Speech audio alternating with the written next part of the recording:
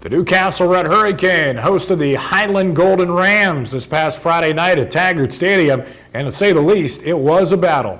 40 to the 45, Newton to the 50, Newton to 45, 40, all the way down to the 37-yard line. We pick up action at the beginning of the second half following a scoreless first half. Now Tony Miller looks for B.J. Newton again, wants to go for all the marbles, but it's just out of the reach of Newton and incomplete. The following play, Miller cuts it up on the option play, is able to gain just about 3 yards, and the Canes would be stalled there. That was a fourth down play. So at the 10-minute mark, the Golden Rams have the football. Their big back, Pat Graysick, who rushed for 189 yards on the contest, one of the few times he was stopped. Their quarterback attempts a pass. Pass goes incomplete, almost picked off by Mark Mastrangelo. Now the Canes are able to hold the Golden Rams. Highlands punts to Newcastle. Here's where the Canes' problems start. The pitch by Tony Miller. Mark McKnight can't get to it. The Golden Rams almost fall on top of it. About 3-4 Golden Rams miss it. Newcastle recovers, but Newcastle has to punt the Highlands, and that sets up the only touchdown. They're going to hand off to Graysick. He leaps in the end zone for the touchdown, and the Golden Rams take a 6-0 lead over the Red Hurricane here at Taggart Stadium. A lot of football out on top. Following the extra point, the Golden Rams led it by a score of 7-0. Of course, Newcastle's offense struggled all night long. Only 102 yards total offense in the contest, but this would be the best drive for the Canes late in the ball game. Here, Newcastle on the ensuing kickoff, Eric Ridgely brings the ball out all the way to the 44-yard line. Now, Ridgely with a good play here, but should have had this one. Miller has Ridgely wide open, turns upfield before he had the ball. Miller on the next play will keep it on the ground at number 40. That is Ryan Fermi for Newcastle.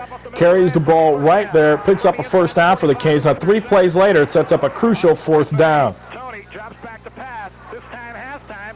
Throws. It is caught by Newton, a first down. Inside the 30 to the 28-yard line. Newcastle will get no closer than the 28-yard line on the following play. Tony Miller pulls from center too quick. Ball gets loose. He's able to pounce on top of it at the 30-yard line. On the following play, Miller and Mark McKnight collide, and then Miller's sacked for a big loss. That sets up a third down and long for Newcastle. Then they decide to punt the football. Ridgely hits one of his best ones of the night. Graysick back at the 10, 15, 20, 25, 30, 35, 40. There's a flag down. 45, 50, 45, 40, 35. He's hit and fumbled. Highlands recovers.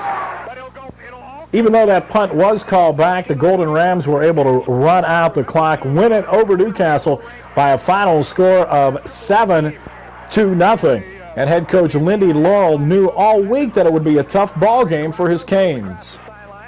If you work hard at something and you sacrifice a little bit, you know, you'll play harder, you'll work harder because you put enough sweat into it.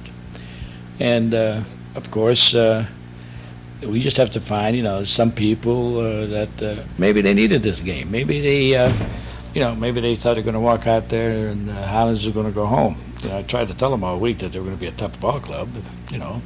And, you know, I say this over and over again, especially when people play Newcastle. See, they play way and above their normal, you know, in most cases. But this was a good football team, you know.